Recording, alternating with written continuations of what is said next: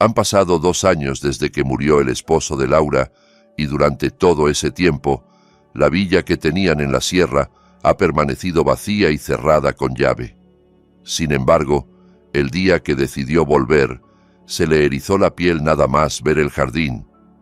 Las rosas favoritas de Esteban, su marido, estaban frondosas, perfectamente podadas, y claramente acababan de ser regadas.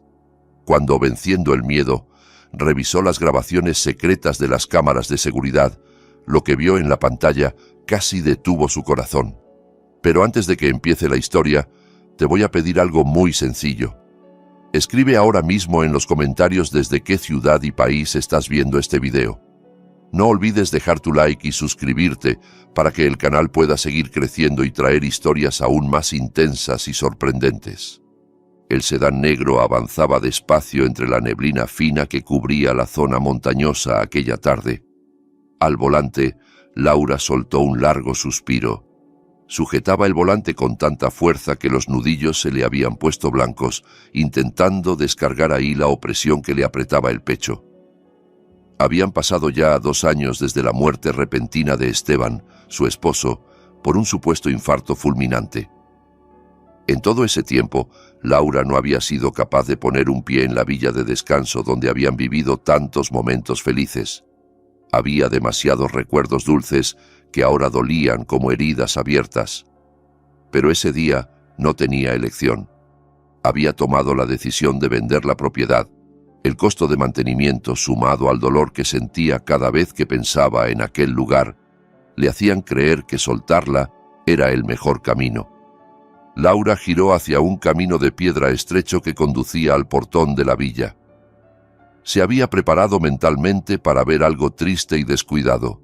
Hierba alta, muros desconchados, hojas secas por todas partes, el ambiente denso y lúgubre típico de una casa abandonada. Incluso había asumido que tendría que gastar casi todos sus ahorros para contratar una limpieza profunda antes de poder poner el anuncio de venta.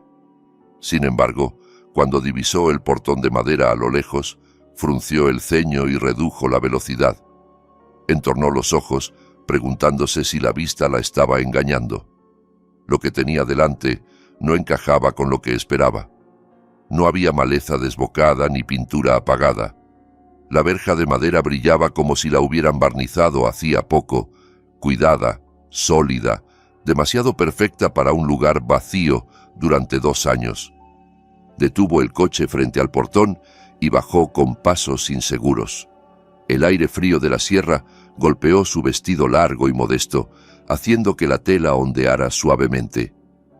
Se tocó el hijab para asegurarse de que seguía bien colocado y caminó hacia la entrada. Sus ojos se abrieron de par en par al ver el jardín delantero. Las rosas crecían exuberantes y alineadas con precisión. No eran rosas cualquiera, sino una variedad importada que a Esteban le había fascinado en vida. Laura recordaba lo complicado que era cuidarlas.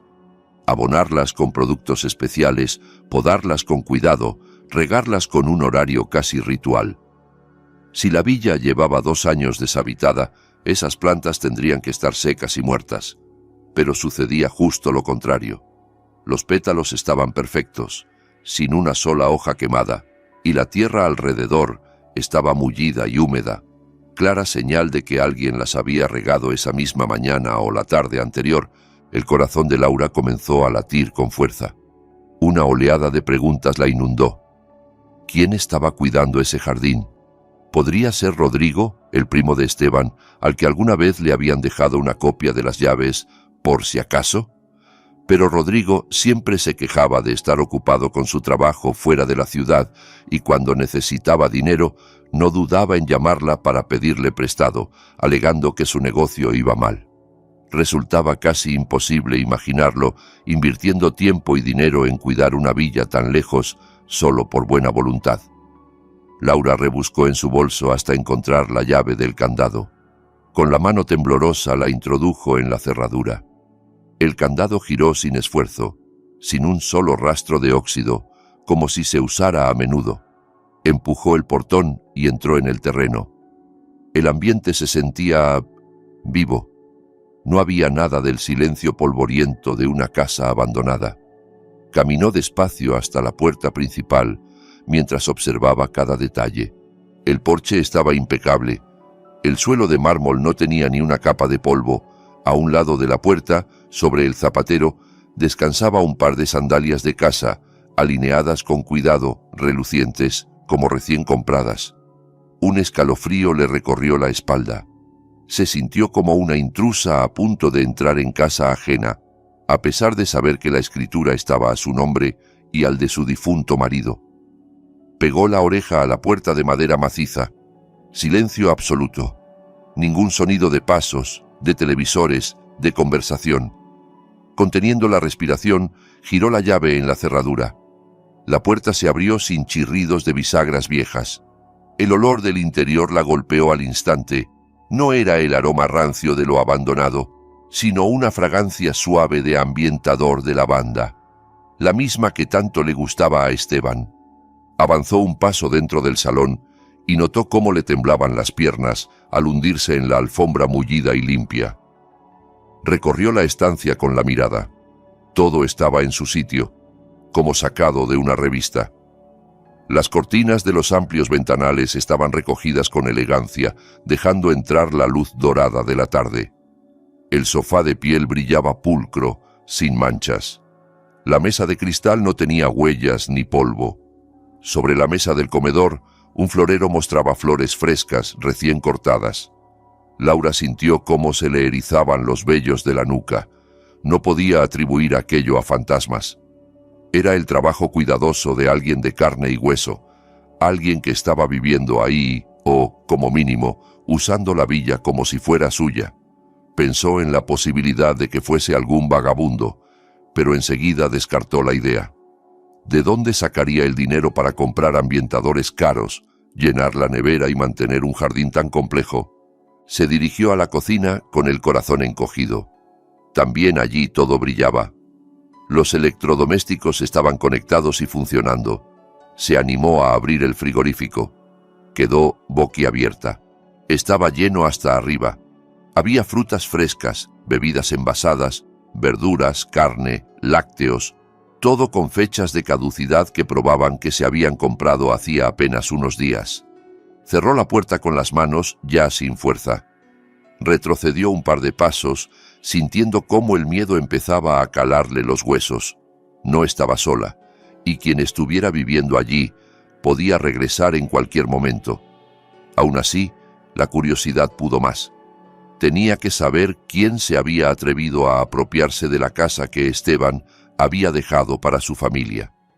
Entonces recordó algo: el despacho de Esteban. Allí había una habitación oculta tras una librería, donde él guardaba la caja fuerte y el servidor de las cámaras de seguridad.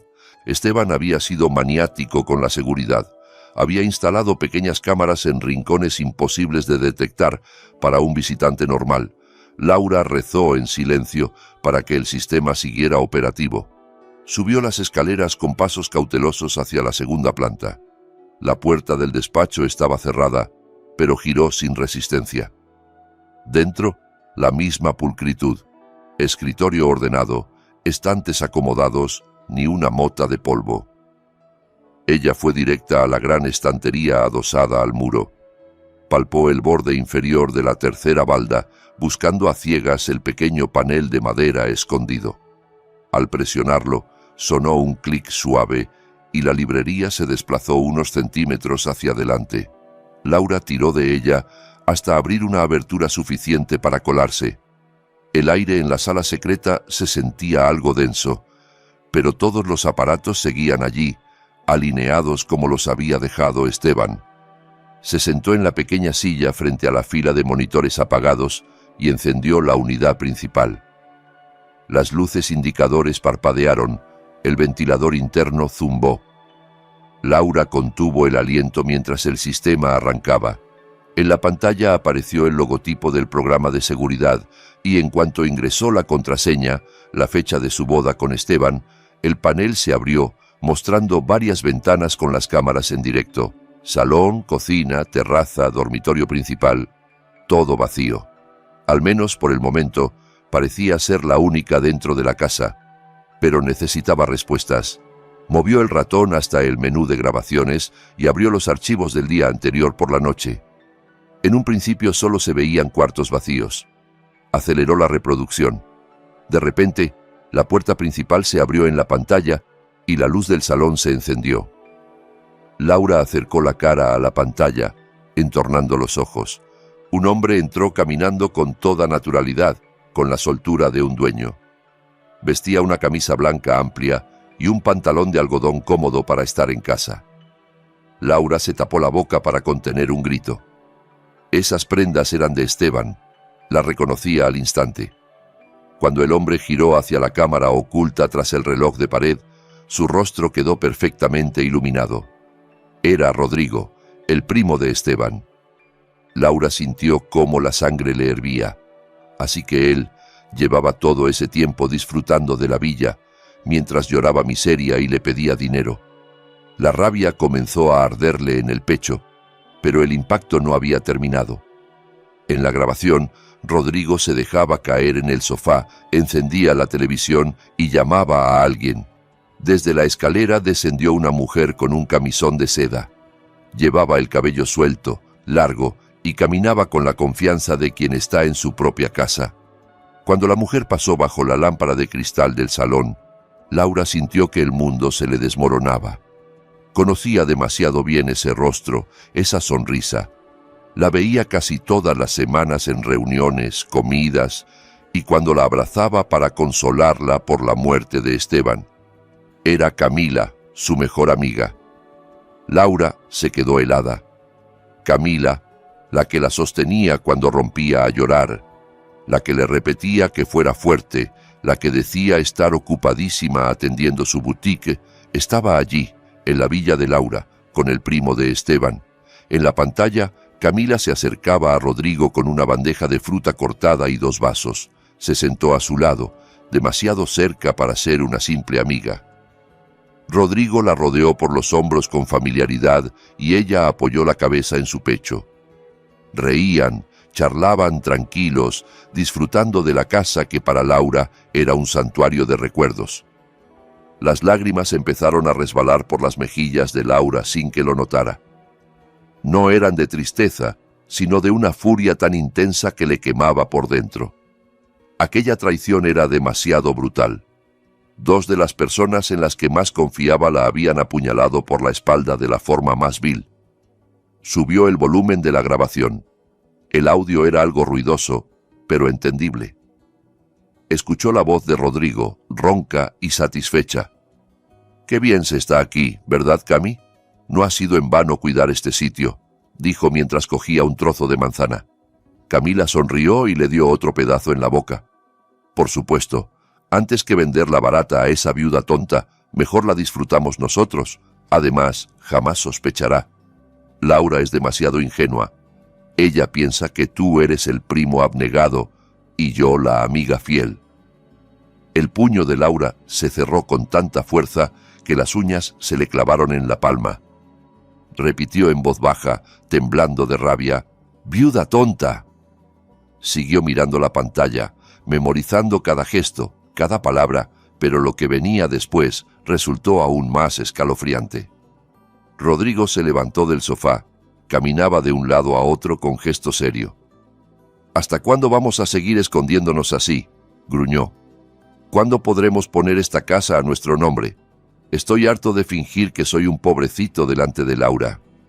Camila dejó escapar una risita fría. «Tranquilo, todo lleva su tiempo. Ya conseguimos quitarnos de encima a Esteban hace 2 años sin dejar rastro.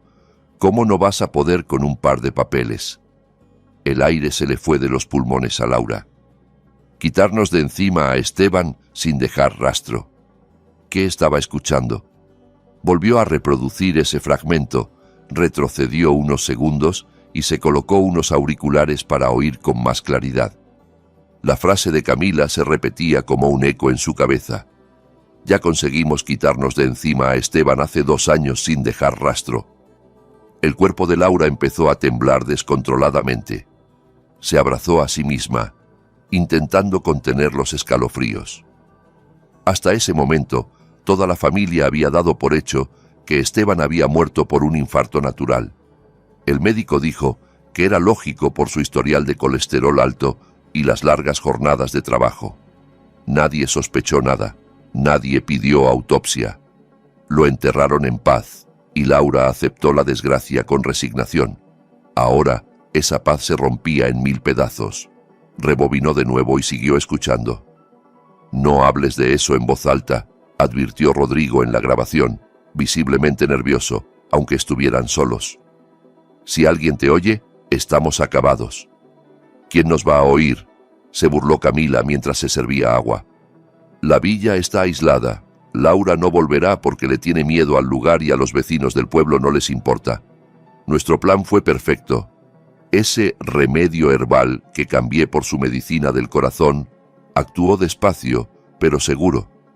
Ningún análisis detectó veneno, solo un fallo cardíaco. Laura se llevó las manos a la boca para ahogar el sollozo que pugnaba por salir. Las lágrimas corrían sin control. De pronto entendió tantas cosas. Un mes antes de morir, Esteban le había comentado que su medicación sabía distinta, más amarga. Aquella vez, Camila se ofreció a ir a la farmacia porque Laura estaba enferma con una fuerte infección. Al regresar, Camila aseguró que habían cambiado a un genérico equivalente. Laura no dudó ni un segundo, y ahora veía que aquella fue la primera pieza de un asesinato cuidadosamente planeado. Su mejor amiga había envenenado lentamente al hombre que decía ayudar a llorar. El estómago de Laura se revolvió. Sintió náuseas, ganas de gritar, pero de repente una parte más fría de su mente se encendió, el instinto de supervivencia. Un ruido lejano de motor la sacó de su trance. Se escuchaba el sonido de un coche acercándose a la villa. Laura se tensó. Se quitó los auriculares y afinó el oído. El motor se oía cada vez más claro, acercándose al portón. Miró el monitor de la cámara exterior. Un SUV blanco se detenía frente a la entrada. Rodrigo bajó para abrir la verja. «Están aquí». El pánico la atravesó. Su sedán seguía aparcado en el patio, justo frente al porche. Rodrigo lo vería en segundos. Maldijo su descuido por no haberlo dejado fuera. Sabía que no podía salir a enfrentarlos. Él era un hombre corpulento, fuerte, y si descubrían que conocía toda la verdad, no dudarían en eliminarla igual que hicieron con Esteban. Miró alrededor de la pequeña sala secreta. Era un cuarto sin ventanas, un simple cubículo con ordenador y archivos. La única entrada estaba tras la librería del despacho. Si no entraban ahí, estaría a salvo. Pero si revisaban el despacho... En el monitor vio el SUV entrar en el recinto y detenerse junto a su coche. Rodrigo y Camila bajaron con el rostro tenso. «¿De quién es este coche?», preguntó Rodrigo. El micrófono de la cámara del porche captó claramente la voz. Rodeó el sedán de Laura, mirando por las ventanillas. «Es el coche de Laura», gimió Camila pálida. «¿Qué hace aquí? ¿No dijo que iba a casa de su madre en Puebla?» «Maldita sea», escupió Rodrigo, sacando algo del bolsillo, quizá un arma o el móvil. «Búscala. Tiene que estar dentro. No puede vernos aquí». Laura apagó rápidamente el monitor para que la luz no delatara el escondite. La oscuridad la envolvió, solo rota por un tenue hilo de claridad, filtrándose desde la rendija tras la estantería. Se encogió en un rincón, rezando en silencio. Oyó la puerta principal estrellarse contra la pared, los pasos pesados de Rodrigo, los tacones de Camila resonando en el piso de abajo. «¡Laura! ¡Laura!», rugió Rodrigo. «¡Sal de donde estés!». Empezaron a golpear muebles, a abrir puertas con violencia. Registraron cocina, baño, habitaciones de invitados. «No está abajo», gritó Camila. «Sube a la planta de arriba, revisa el despacho de Esteban». El corazón de Laura pareció detenerse. Escuchó sus pasos subiendo la escalera cada vez más cerca. La puerta del despacho se abrió de golpe, golpeando la pared. Laura contuvo la respiración, presionando la mano contra el pecho para acallar los latidos que retumbaban en sus oídos. «Aquí no hay nadie. gruñó Rodrigo justo al otro lado de la librería. «Mira el balcón». Camila se alejó hacia la puerta del balcón, pero se detuvo de repente. «Espera, Rodrigo, mira esto». Su voz sonó aguda, sospechosa. «Ayer dejé la silla mirando a la ventana y ahora apunta al escritorio». «Habrá sido el viento», respondió él, incómodo. «Las ventanas están cerradas. No seas idiota. Alguien se sentó aquí, y mira estas marcas de dedos en el polvo». Laura apretó los ojos. Había olvidado colocar la silla tal como estaba. La meticulosidad de Camila resultaba terriblemente peligrosa. «¿Y si hay una habitación secreta?», soltó ella de pronto. La sangre de Laura se congeló. Si Camila acertaba, estaba perdida. «¿Qué habitación?». «Esteban nunca me habló de nada», respondió Rodrigo desconcertado. Esteban era un hombre lleno de secretos. «Ven, ayúdame a mover esta estantería. Tengo un mal presentimiento». Rodrigo gruñó y comenzó a empujar. En la sala escondida, la puerta interna vibró.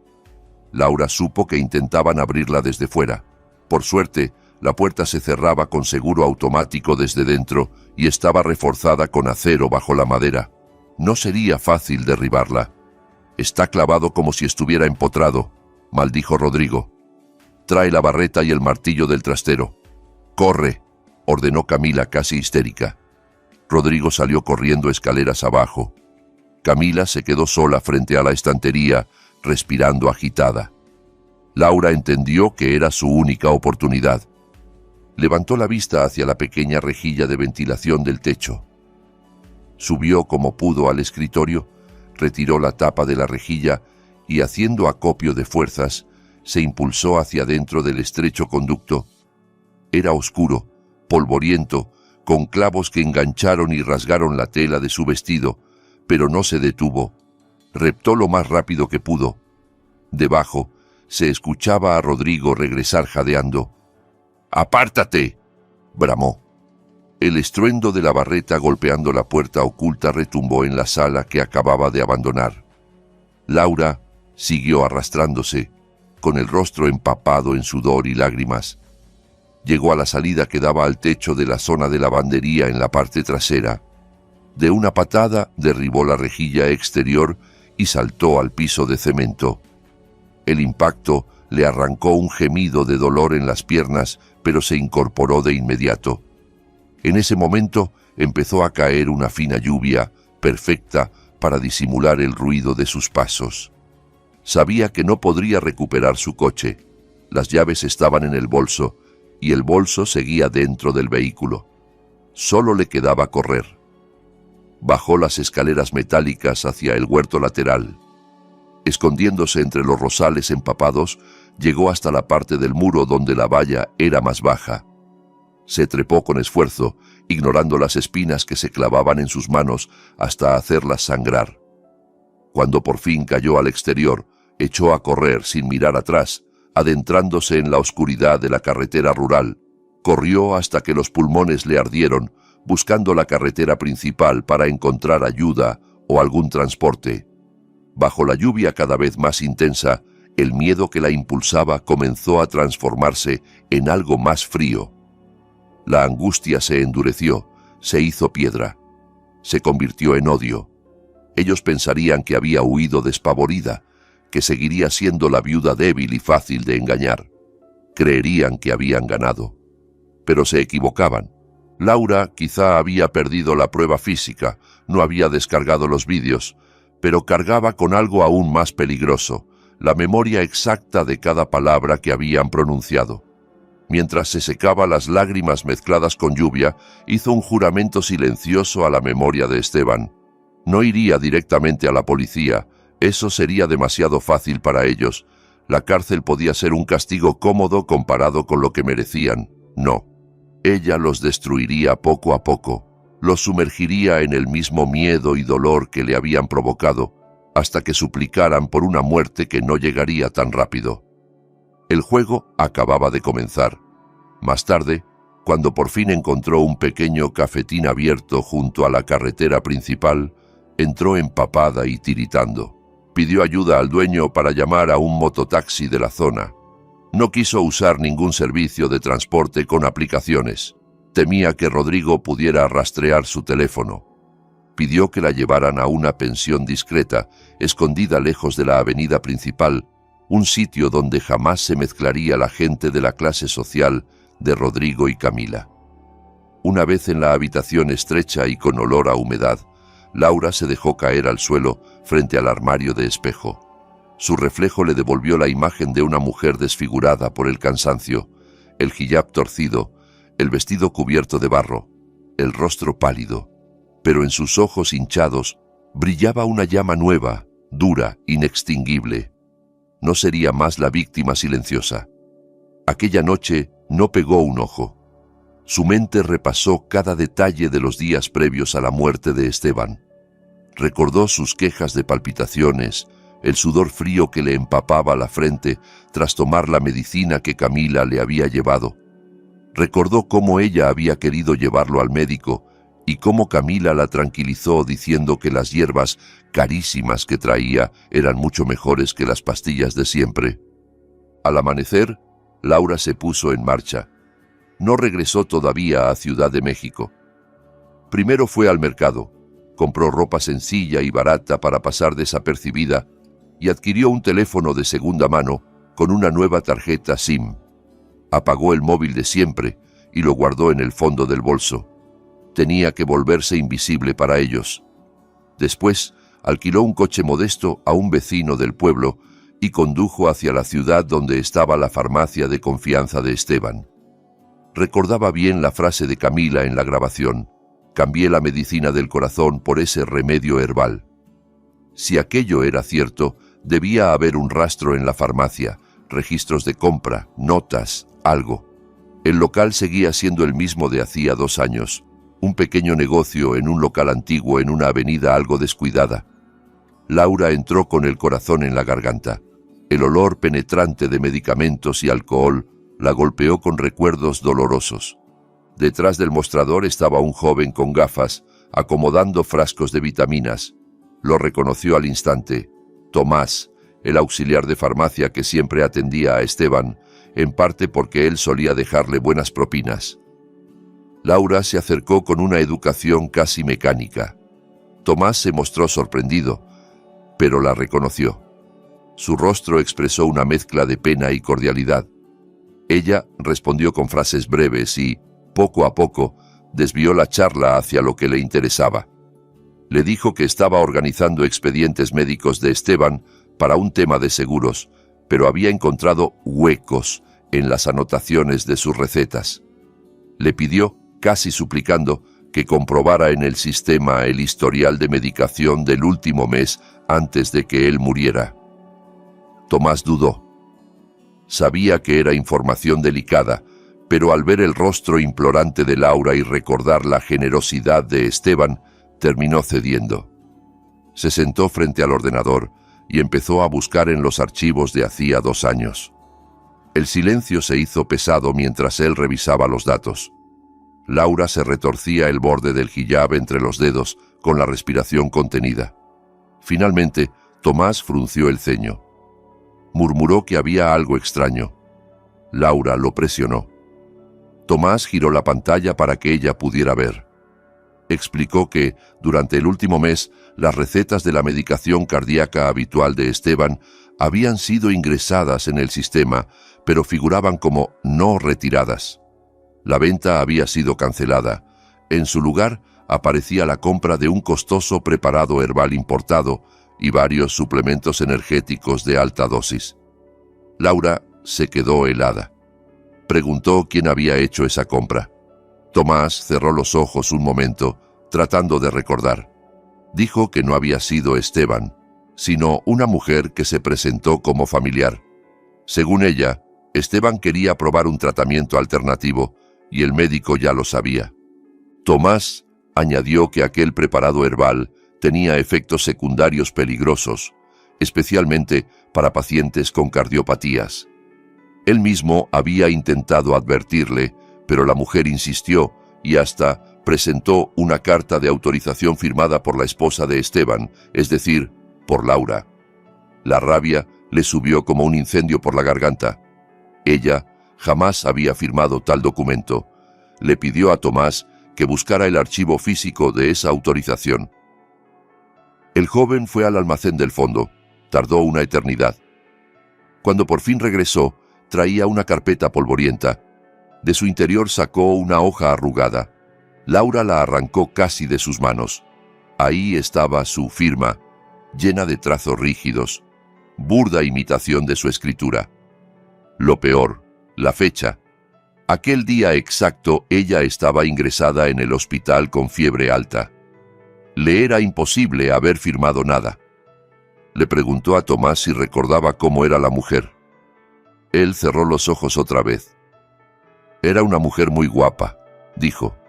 De pelo largo, hablaba con muchísima dulzura y llevaba un perfume muy fuerte. También recuerdo que tenía una pulsera de oro con un colgante en forma de letra C. No necesitaba más. Esa pulsera había sido un regalo de cumpleaños que ella misma le había dado a Camila 3 años atrás. Ya no quedaba margen de duda. Camila no solo había envenenado el corazón de Laura con mentiras, también había envenenado el cuerpo de Esteban, sustituyendo la medicación que le salvaba la vida por una trampa mortal.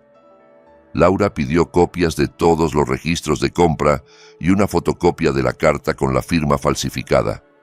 Tomás se las entregó con gesto triste, sintiéndose sin querer cómplice de aquella tragedia al no haber imaginado la magnitud del engaño.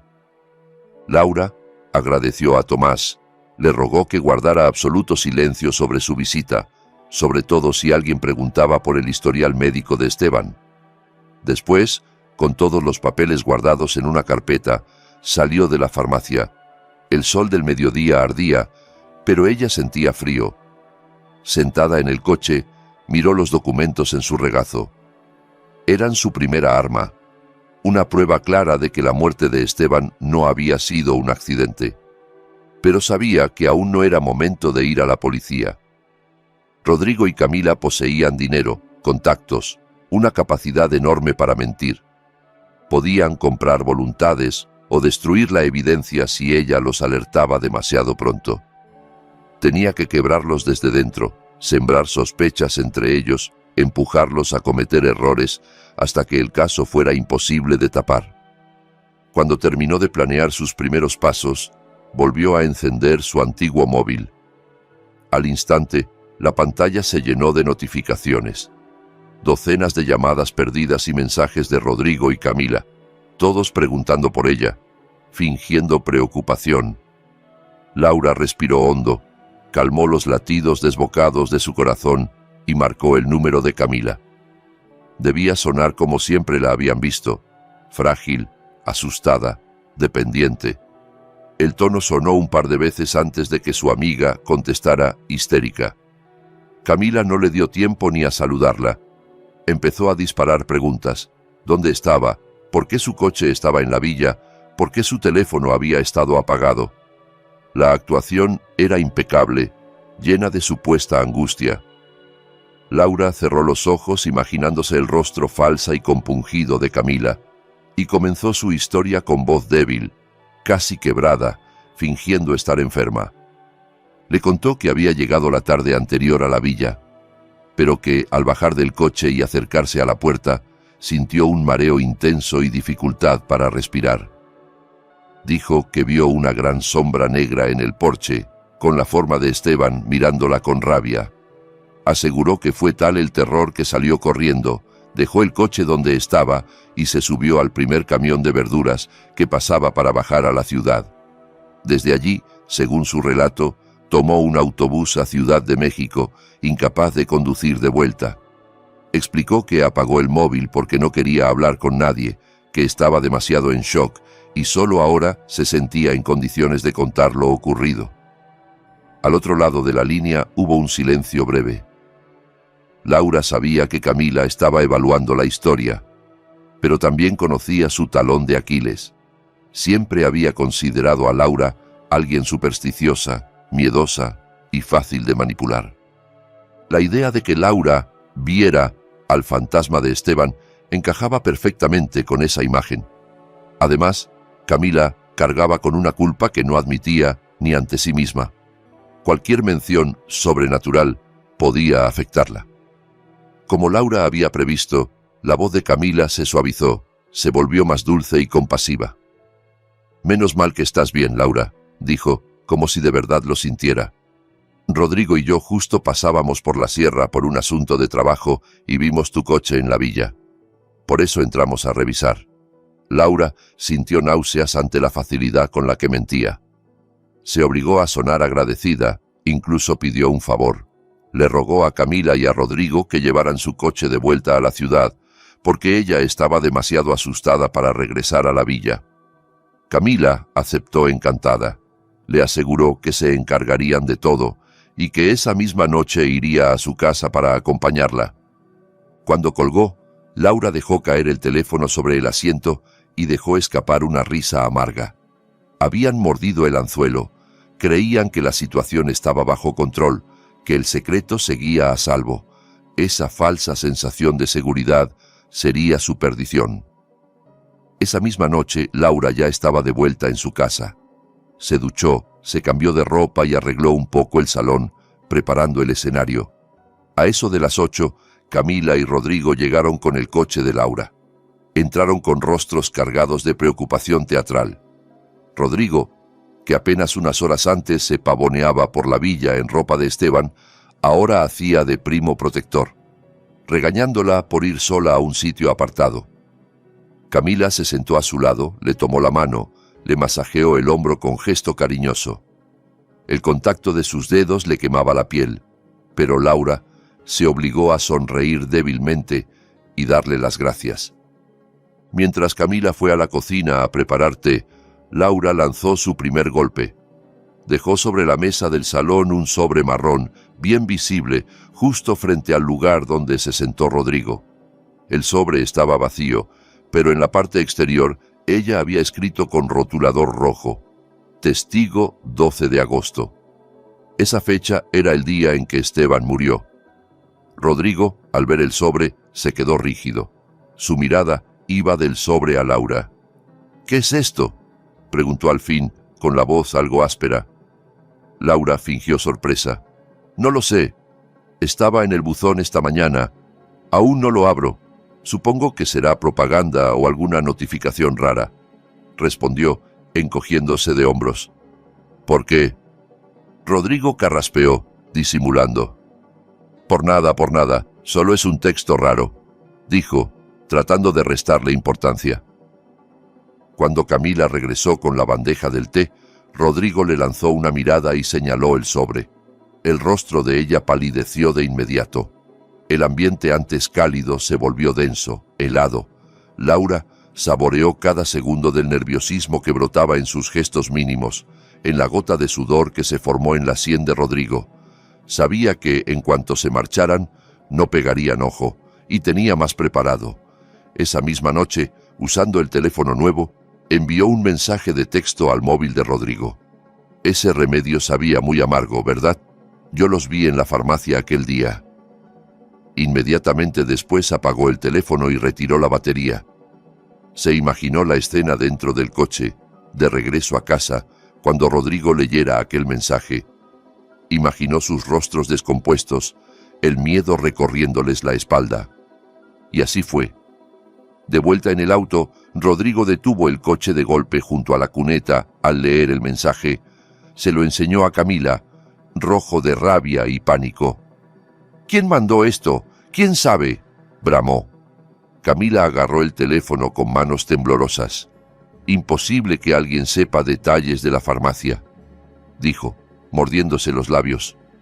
«A Tomás ya le di dinero para que se callara. No puede ser él. Y Laura, la viste hoy, parecía una idiota asustada por un fantasma». «No estás tan segura, ¿verdad?», la acusó Rodrigo. «Esto puede ser alguien que quiere extorsionarnos». Sus voces fueron subiendo de tono. Se echaron mutuamente la culpa. Él la acusó de ser descuidada al comprar el veneno. Ella lo señaló como el paranoico que ahora había provocado un caos. La alianza que compartían empezó a resquebrajarse. El miedo era su mejor arma para romper esa complicidad. Esa noche, Laura se sentó en el despacho de Esteban, bajo su foto de boda. Acarició el cristal del marco como si acariciara la mejilla de su esposo. «Tranquilo, mi amor», susurró. «Solo han probado el aperitivo. El plato fuerte viene después». Empezó a trazar el siguiente movimiento. Haría que el propio pánico de Rodrigo y Camila los llevara de vuelta a la villa, a la trampa ya preparada para ellos. El miedo les haría necesitar dinero rápido, y ella sabía dónde buscarían, el oro que Esteban mencionó alguna vez haber escondido en la casa. Desde el mensaje anónimo, la vida de Rodrigo y Camila se convirtió en un infierno. Ya no dormían bien. Cualquier llamada desconocida les hacía saltar del susto.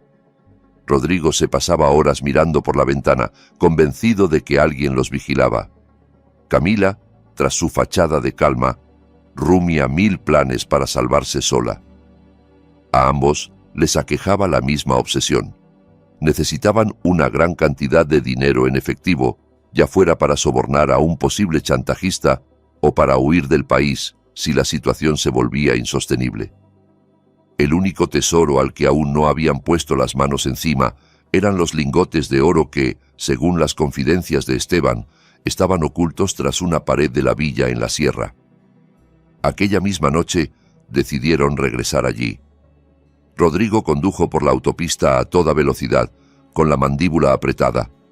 Camila iba a su lado, retorciendo el borde de su blusa de seda, sin el glamour ni la sonrisa sobrada de siempre. Casi no se hablaron durante el trayecto. El aire en el coche era tan espeso como la niebla que los esperaba arriba. Al llegar, la villa se veía aún más inquietante que antes. Una capa densa de niebla cubría el jardín. Las rosas parecían manos que se alzaban desde la tierra, tratando de sujetarlos.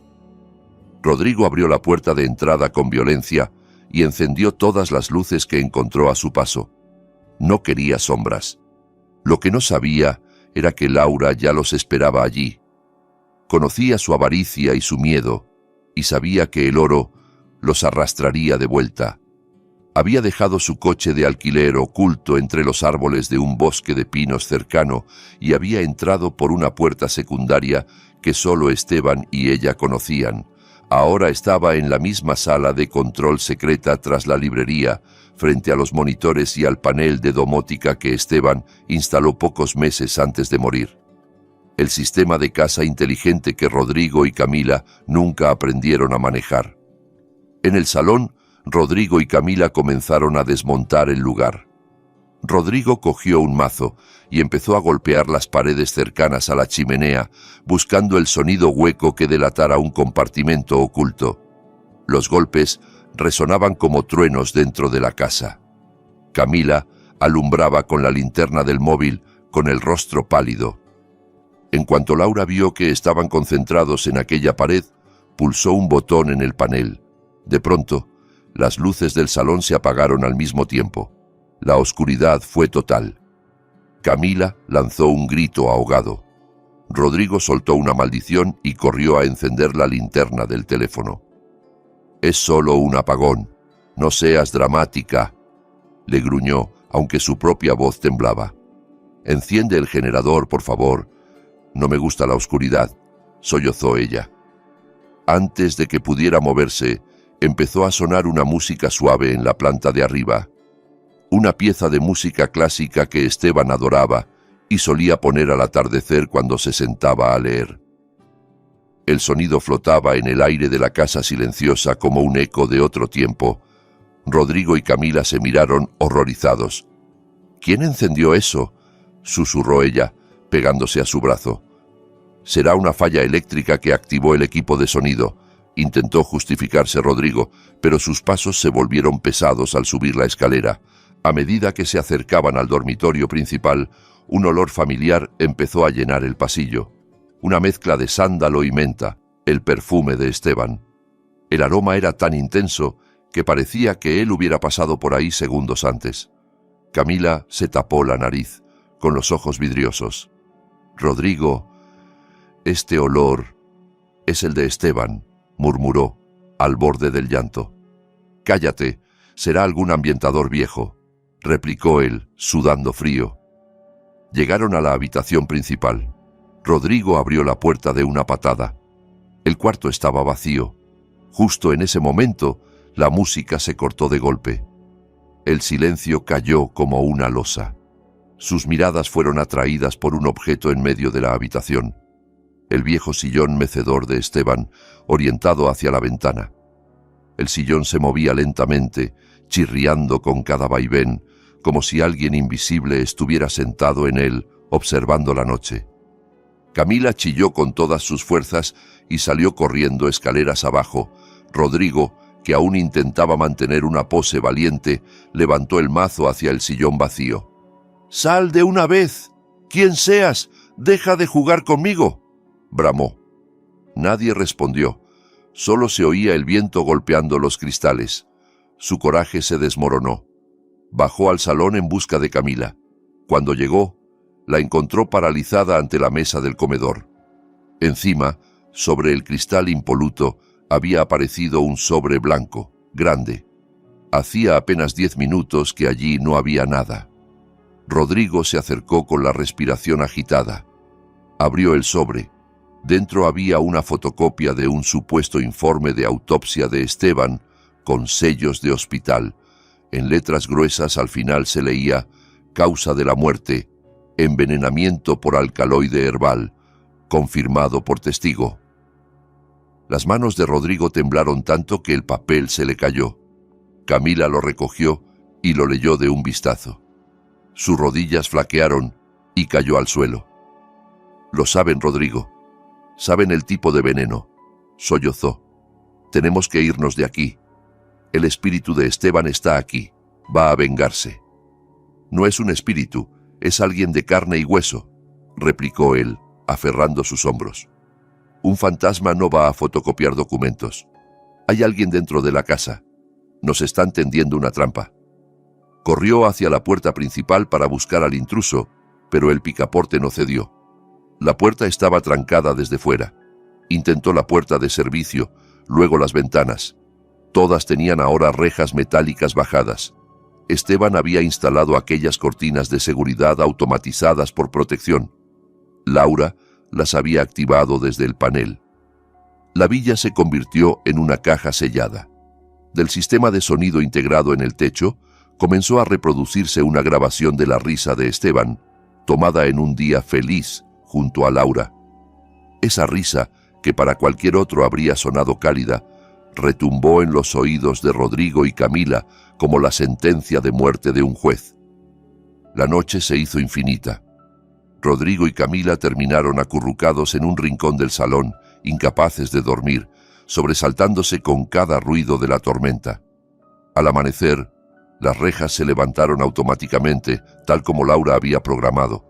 Rodrigo apenas esperó a que hubiera un hueco, tiró de Camila y huyeron sin mirar atrás. Ya no les importaba el oro. Solo querían escapar de aquella casa, convencidos de que estaba maldita. Sin embargo, el impacto de esa noche cambió algo fundamental entre ellos: la confianza. De regreso a la ciudad, Camila guardó silencio, pero su mente trabajaba sin parar. Empezó a convencerse de que Rodrigo era demasiado impulsivo, demasiado peligroso. Si seguía a su lado, estaba segura de que la arrastraría a la ruina.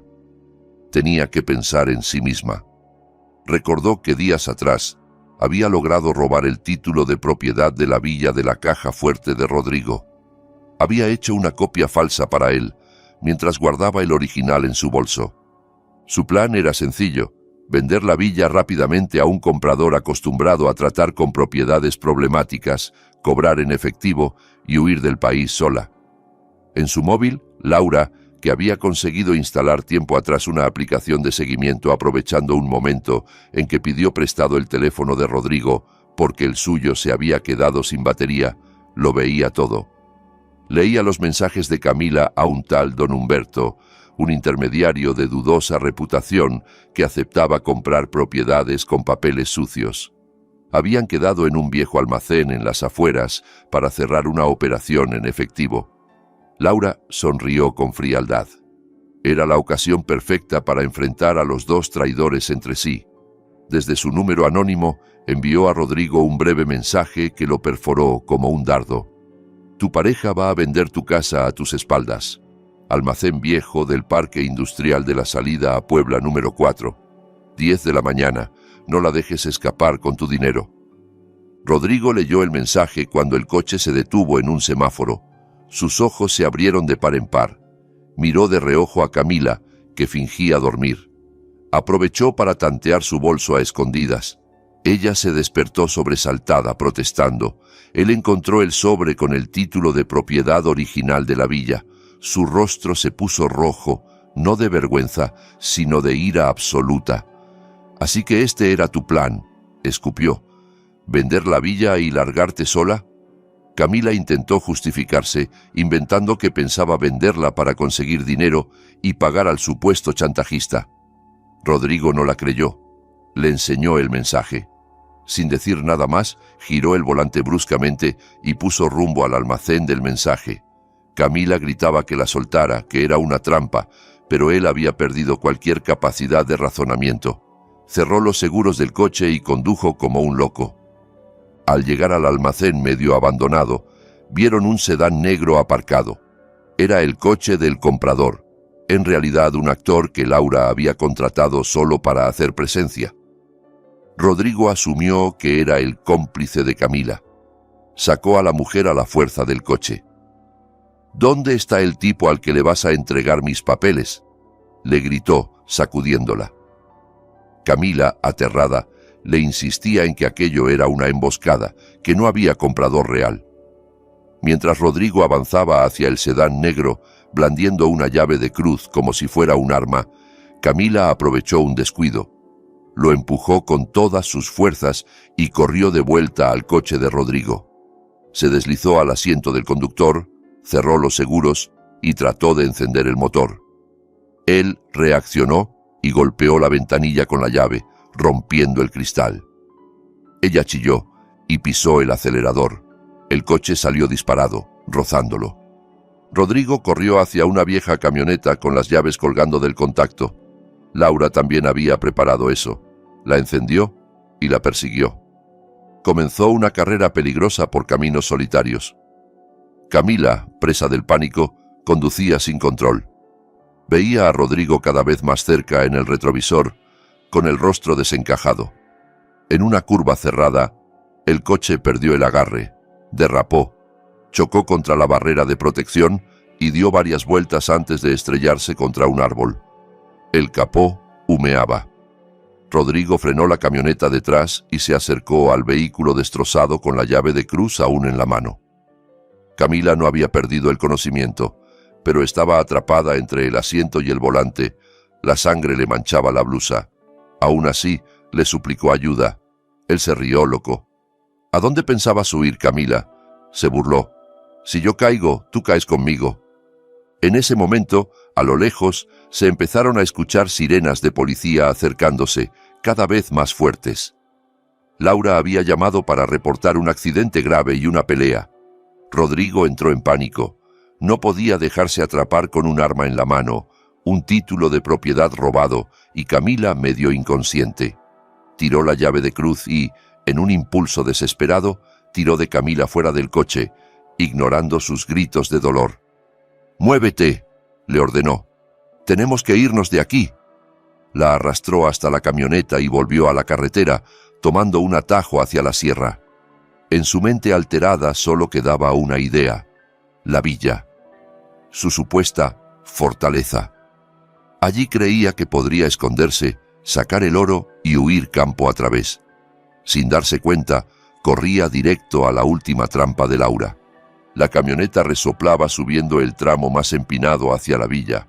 El motor, viejo, parecía a punto de reventar, pero Rodrigo le exigía más. Camila, a su lado, se sujetaba las costillas con expresión de agonía. Su rostro estaba amoratado, los ojos hundidos. La mujer elegante y altiva de antes había desaparecido. Rodrigo apretaba el volante como si pudiera dominarlo todo con pura fuerza. Entre balbuceos, hablaba solo de oro, de certificados, de escapar antes de que lo detuvieran. Cuando por fin llegaron, aparcó la camioneta sin cuidado, pisoteando algunas de las rosas con las ruedas. Arrastró a Camila hasta la puerta principal, abrió con su copia de las llaves y cerró con cerrojo, apilando muebles detrás como barricada. El cielo afuera estaba negro por las nubes. La tormenta se avecinaba. Dentro, la villa parecía contener la respiración. Rodrigo dejó a Camila en el sofá sin mirarla más y corrió a la cocina en busca de herramientas. Volvió con un martillo pesado y una barreta y se plantó frente a la pared junto a la chimenea. Recordaba vagamente un comentario borracho de Esteban sobre un colchón de seguridad guardado allí. Para Rodrigo, ese muro era ahora la frontera entre él y su salvación. Sin pensarlo más, empezó a golpear. Cada impacto retumbaba en la casa. El yeso saltaba en pedazos. El papel pintado se desgarraba. Camila tosía por el polvo, rogándole que parara, segura de que algo no humano habitaba la villa. Él no la escuchaba. Solo se detuvo cuando el martillo chocó con algo metálico. Sonó un clang distinto. Se concentró en esa zona y terminó de romper el revoco hasta dejar al descubierto la puerta empotrada de una caja fuerte de acero. Rodrigo se rió como un loco, arrodillado ante el metal. Creía tener su boleto hacia la libertad. Palpó el panel frontal, pero su risa se apagó. No era un sistema de rueda mecánica, sino un panel digital que exigía un código de 6 dígitos. Probó la fecha de nacimiento de Esteban. El piloto rojo parpadeó, seguido de un pitido largo. Error. Probó la fecha de su muerte. Otro rechazo. El sudor empezó a correr por su frente. Se volvió hacia Camila. La agarró del cuello de la blusa. ¿Sabes el código?, le gritó.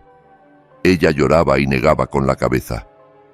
Esteban nunca me dijo nada de esto. Rodrigo la acusó de mentir, de ocultarle la clave. En el pasillo, en ese mismo instante, la casa volvió a oscurecerse. Toda la luz se fue y quedaron sumidos en una oscuridad espesa. Camila lanzó un chillido y se tapó la cara. Los rayos iluminaban los fragmentos de pared caída, proyectando sombras deformes. Rodrigo encendió otra vez la linterna del móvil, apuntando a todos lados con el pecho agitado. Entonces, desde los altavoces ocultos, se escucharon unos pasos pesados, arriba, justo encima de sus cabezas. Tac, tac, tac, como si alguien caminara de un lado a otro en el piso superior. Rodrigo alzó la barreta hacia el techo, desafiante. «Baja ahora mismo», gritó. «Deja de esconderte». Los pasos se detuvieron. En su lugar comenzó a oírse una voz grabada, clara, grave y familiar. La voz de Esteban. El mensaje sonaba tan nítido que parecía estar ahí mismo. «¿Sabes por qué construí esta villa?», decía. «Para que fuera un refugio para mi familia, no para servir de escondite a los traidores». Camila se tiró al suelo, llorando, suplicando perdón a un espectro al que veía en todas partes. Rodrigo, incrédulo, empezó a dudar de su propia cordura. Aún así, se volvió de nuevo hacia la caja fuerte. «¿Quieres el oro?», continuó la voz. «El oro está ahí, pero solo quien recuerde el día más feliz de mi vida conoce la clave». Rodrigo apretó los dientes. El día más feliz. Había probado la boda, la fecha en que Esteban y Laura perdieron a su bebé, otros recuerdos importantes. Nada funcionaba. Entonces Camila, hecha un ovillo en el suelo, murmuró entre sollozos: «Laura». Todo en la vida de Esteban giraba en torno a ella. El día más feliz fue el día que la conoció. Me lo contó una vez. Fue el 14 de febrero, en plena lluvia, en la parada del autobús de la universidad. Rodrigo dudó, pero no tenía mejor idea. Tecleó 1-4-0-2-9-. Completó el año que correspondía.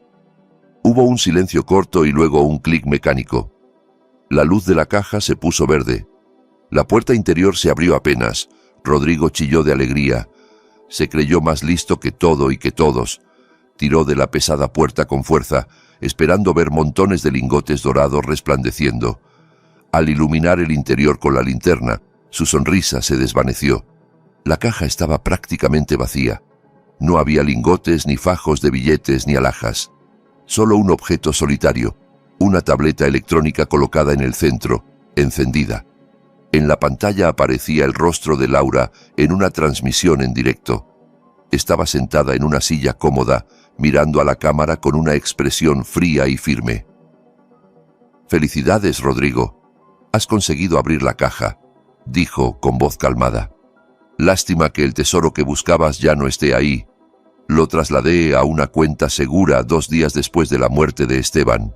Llegas con 2 años de retraso». Rodrigo rugió de rabia.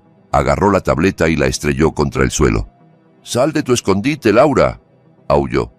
«Sé que estás en esta casa. Da la cara si te atreves». Agarró la barreta, decidido a subir y acabar con ella. Camila intentó sujetarle el brazo, suplicando que no la dejara sola, pero él se la sacudió de encima. «Si yo me hundo, tú te hundes, pero primero me llevo por delante a esa víbora», masculló, con los ojos inyectados en sangre. Subió la escalera de 2 en 2. En cuanto alcanzó el descansillo, un potente foco se encendió en lo alto, apuntando directo a su rostro. La luz lo cegó. Se llevó la mano a los ojos, tambaleándose. Poco a poco, el haz fue bajando de intensidad hasta dejar una penumbra tensa, dramática. Entonces vio al final de la escalera a Laura. No era la misma mujer de tonos pastel y pasos inseguros que conocía. Llevaba ropa oscura, práctica, el hijab recogido de manera firme alrededor del cuello. Su mirada, antes tímida, era ahora afilada como una hoja. En la mano sostenía un control remoto del sistema de seguridad. «Baja esa barra, Rodrigo», ordenó con voz firme. Él se echó a reír, burlón. La seguía viendo como la viuda blanda, y él tenía un arma de hierro en la mano. «¿Quién eres tú para ordenarme nada?», escupió. «Estás sola, no hay policías ni vigilantes. El peor error que has cometido ha sido dejar que te vea». Se lanzó escaleras arriba, levantando la barreta. Laura no retrocedió. Pulsó otro botón. De pronto, por las rendijas de los laterales de la escalera, empezó a salir un denso humo blanco. El sistema de extinción automática que Esteban había instalado. La nube envolvió a Rodrigo, haciéndole toser y perder la orientación. La voz de Laura resonó ahora en toda la casa a través de los altavoces. «Esteban puso este sistema para protegernos de ladrones», explicó. «Nunca imaginó que el ladrón sería su propio primo». Camila, abajo, intentó arrastrarse hacia la puerta, pero la barricada de muebles seguía bloqueando la salida. Lloraba, consciente al fin de que estaban atrapados en la jaula que ayudaron a construir. El humo se disipó poco a poco gracias a los extractores automáticos. Rodrigo seguía en la escalera, los ojos rojos, pero aún en pie. «Eres muy lista, Laura?», escupió. «Has montado todo esto, has falsificado firmas, has mandado mensajes». «Solo he puesto anzuelos», contestó ella con calma. «Ustedes se lanzaron por pura codicia. Envenenaron a mi marido. ¿De verdad pensaban que Dios iba a dormirse con algo así?». Rodrigo perdió los estribos. «¡A la mierda Dios!», rugió. «Sí, yo lo planeé todo. Yo le dije a Camila que cambiara esas malditas pastillas. Esteban era un imbécil egoísta. Tenía de todo y yo, migajas. Se merecía morir. Y tú, si sigues aquí, también lo harás esta noche». Dio unos pasos más, dispuesto a alcanzarla. Entonces, Laura levantó la mano y señaló discretamente hacia el techo. Rodrigo alzó la vista por instinto. Entre las molduras, en las esquinas del techo, brillaban pequeños LEDs rojos. Eran las cámaras que él había ignorado siempre. «Esas cámaras no solo graban», dijo ella, con una sonrisa helada. «Desde hace unos minutos están transmitiendo en directo a todo el grupo familiar, al despacho de los abogados de Esteban y a los contactos de emergencia de la policía. Tu confesión acaba de salir al aire». Rodrigo se quedó petrificado. La barreta se le resbaló de las manos y rodó por los escalones. ¿Qué has hecho?», balbuceó. «Todo el mundo ha oído que confesaste que asesinaste a Esteban. prosiguió Laura sin levantar la voz. Han visto tus amenazas, tus intentos de matarme. Esto es más contundente que cualquier informe de autopsia. En el exterior, las sirenas de varios coches patrulla empezaron a resonar, acercándose por la carretera de la sierra. Las luces azules y rojas salpicaron las ventanas. Rodrigo retrocedió, pálido. De repente comprendió que aquello ya no era una pelea privada, sino un juicio público. Todo su castillo de mentiras se venía abajo. Se dio media vuelta y empezó a bajar corriendo, tropezando con los escalones. Ignoró los gemidos de Camila, apartando su cuerpo como si fuera un estorbo, y se lanzó a retirar los muebles de la puerta a empujones. Descorrió el cerrojo y abrió de par en par. La lluvia azotó el interior, pero no pudo salir ni un paso. Decenas de focos lo cegaron desde el jardín. Varios agentes con armas apuntaron hacia la entrada. «¡Manos arriba! ¡Suelte cualquier arma y tírese al suelo!», tronó una voz por el megáfono. Rodrigo quedó congelado en el umbral de la puerta. Laura bajó las escaleras con calma. No huyó, no se ocultó. Pasó junto a Camila, que lloraba desconsolada, y se detuvo bajo el arco del porche. Los policías sabían que ella era la denunciante. Nadie le apuntó. Vio cómo inmovilizaban a Rodrigo en el barro del jardín, le ponían las esposas y lo empujaban contra la tierra, manchándole el rostro con la misma tierra que alimentaba las rosas de Esteban. Minutos después, los paramédicos sacaron a Camila en camilla.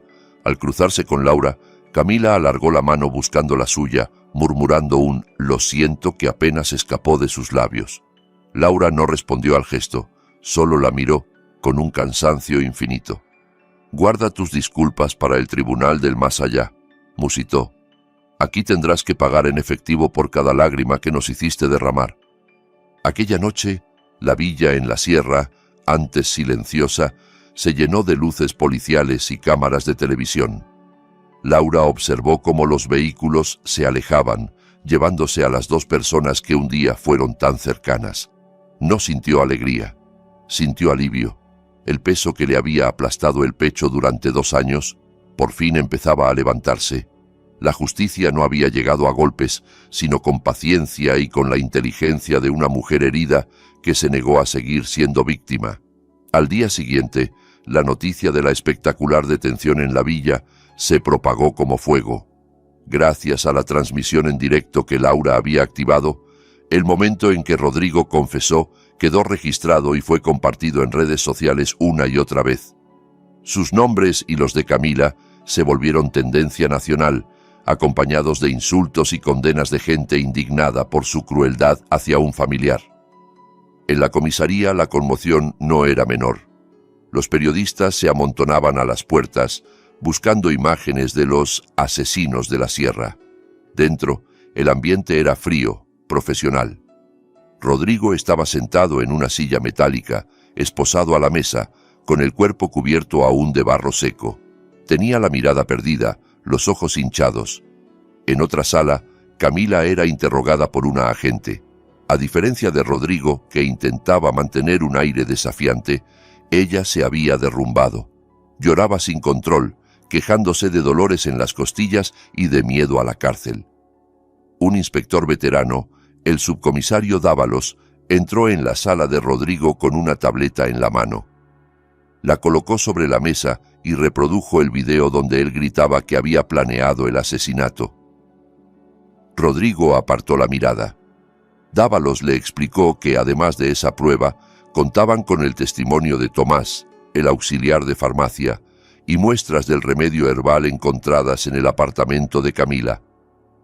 Con todo eso, les dijo, tenían material suficiente para acusarlos de homicidio premeditado, falsificación de documentos y fraude, delitos que podían acarrear condenas muy largas, incluso cadena perpetua. Al mencionar esa posibilidad, la fachada de Rodrigo se vino abajo. El valiente agresor se reveló como un cobarde. Empezó a hablar, a intentar salvarse debilitando la posición de Camila.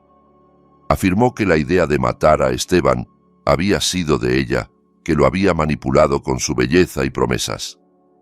Dijo que fue Camila quien investigó qué veneno no se detectaría en análisis, que fue ella la que falsificó la firma de Laura y presionó para tomar el control de los negocios. Quería presentarse como un hombre débil arrastrado por una mujer fatal. Hasta suplicó que le permitieran pedirle perdón a Laura, esperando un poco de compasión. En la otra sala, Camila escuchó la grabación de lo que Rodrigo decía, estalló en rabia, se sintió traicionada por el hombre por el que lo había arriesgado todo. Entre gritos, devolvió el golpe, culpando a Rodrigo de todo, de las deudas de juego, de la idea de adueñarse de los bienes de Esteban, de las amenazas que él le había lanzado si no colaboraba. Reveló la existencia de otros documentos fraudulentos que él guardaba, incluso planes para fingir la muerte de la propia Laura en algún accidente fortuito más adelante. Ambos, en su desesperación, dieron a la policía las piezas que faltaban del rompecabezas. Cuando Dávalos terminó de informar a Laura y a los abogados de la familia, la encontró en la sala de espera, serena. No había en su rostro satisfacción morbosa, solo un cansancio profundo y la sensación de que, por fin, la verdad estaba en manos de la ley. Al día siguiente, los rostros de Rodrigo y Camila aparecieron en todos los noticieros y portales. Sus carreras sociales se derrumbaron en cuestión de horas. La familia de Rodrigo, que siempre lo había defendido, se apresuró a desmarcarse. La boutique de Camila fue boicoteada, sus bienes embargados. Lo habían perdido todo: libertad, dinero, reputación y futuro. Antes de que los trasladaran definitivamente al centro penitenciario, Laura pidió verlos por última vez desde el otro lado de un vidrio de seguridad. Observó a Rodrigo encogido en un rincón de la celda, derrotado, irreconocible. Recordó el brillo arrogante con el que se reía en el sofá de Esteban. Puso la mano abierta sobre el cristal, no para buscar contacto, sino como un gesto de cierre. Se despidió, no de Rodrigo, sino del capítulo más oscuro de su vida. Luego giró sobre sus talones y salió del edificio. El sol de la mañana le pareció más cálido que en mucho tiempo. 6 meses más tarde, el juicio concluyó. En una sala abarrotada, el juez golpeó la mesa con el mazo, haciendo murmurar a los presentes. Tras un proceso largo y exhaustivo, el tribunal declaró a Rodrigo y a Camila culpables de homicidio premeditado, falsificación y malversación. La crueldad con la que planearon la muerte de Esteban, sumada a la ausencia de arrepentimiento sincero, les cerró cualquier posibilidad de clemencia. Rodrigo recibió cadena perpetua. Al escuchar la sentencia, se desplomó en el banquillo, desmayado. Su vida quedaría encerrada para siempre entre rejas, envejeciendo sin nadie que lo llorara. Camila fue condenada a 20 años de prisión. Su belleza se había marchitado, el miedo y la culpa le habían robado cualquier destello de encanto. El castigo social que les cayó encima fue igual de duro. Serían recordados por siempre como un ejemplo de hasta dónde puede llevar la avaricia. Una vez terminadas las obligaciones en el juzgado, Laura volvió a la villa de la Sierra. Ya no era el mismo lugar. Había ordenado una reforma profunda. Mandó retirar todos los muebles que hubieran sido tocados por Rodrigo y Camila. El sofá donde se abrazaban, los colchones, incluso la pared donde estuvo la caja fuerte. Cambió cortinas, colores, cuadros. Quería borrar cualquier rastro de su energía oscura. Solo hubo algo que decidió mantener: el jardín de rosas del frente. Las plantas seguían florecidas, rojas y blancas, hermosas. Para Laura, simbolizaban la memoria de Esteban y también la victoria de la verdad sobre la mentira. Finalmente, decidió no vender la villa, como alguna vez había planeado. Recordó que en vida, Esteban le había dicho que quería que aquella casa sirviera para algo bueno si algún día ellos no la usaban. Así nació la idea de transformarla. Mandó colocar un letrero de madera tallada en la entrada: Casa de acogida Esteban Esperanza. La villa se convirtió en un hogar para niños huérfanos con talento, que necesitaban un lugar donde vivir y estudiar. Pronto, Los pasillos que antes guardaban silencios pesados se llenaron de risas infantiles, de pasos corriendo, de voces leyendo en voz alta. El salón donde Rodrigo había fumado con aire de dueño ahora era un aula con pizarras y estanterías de libros. Una tarde, Laura se sentó en un banco del jardín, viendo a los niños jugar entre las rosas. El aire fresco de la sierra movía suavemente los pétalos. Una de las niñas se acercó con una rosa blanca en la mano. «Es para usted», dijo con timidez. Laura sonrió, recibió la flor y acarició el cabello de la niña con ternura. En ese momento sintió una paz que no había experimentado en mucho tiempo. El rencor, la rabia y el dolor que la habían consumido se habían transformado en gratitud por seguir viva y en la tranquilidad de saber que la memoria de Esteban estaba limpia. Alzó la vista al cielo teñido de naranja. Imaginó a Esteban sonriendo desde algún lugar, orgulloso de ver en qué se había convertido esa casa por la que tanto trabajó. Ellos habían creído que la verdadera herencia eran lingotes y propiedades, pero Esteban le había dejado a Laura algo más valioso: la fuerza para defender la justicia y la oportunidad de convertir un lugar de tragedia en un refugio de esperanza. «Todo ha terminado, amor», susurró al viento. «Puedes descansar tranquilo. Esta casa vuelve a estar limpia, como lo estaba tu corazón». Cuando el llamado a la oración se alzó desde la mezquita del pueblo, su canto llegó suave hasta la villa. Laura se levantó del banco y entró en la casa, ahora llena de luz y vida. No quedaban fantasmas del pasado, solo recuerdos que ya no dolían como antes. Había cerrado la página más oscura de su historia y había comenzado otra, donde el dolor se transformaba en ayuda para otros. Aprendió que el mal puede ganar por un rato, pero nunca triunfa para siempre. Al final, la verdad y la bondad siempre encuentran la forma de abrirse paso, incluso entre la niebla más espesa de la sierra. Si llegaste hasta el final de esta historia, quiero que me lo confieses en los comentarios. Escribe la palabra justicia para saber que estás aquí conmigo hasta el último segundo. No olvides dejar tu like, suscribirte al canal y activar la campanita, porque se vienen historias todavía más intensas que no te vas a querer perder. Y si esta historia te tocó el corazón, compártela con alguien que también la tenga que escuchar. Y si te quedaste con ganas de más, no te vayas todavía. Pásate ahora mismo por los otros relatos del canal. Hay muchas historias de traición, venganza y secretos familiares esperándote. Elige la que más te llame la atención y sigue maratoneando.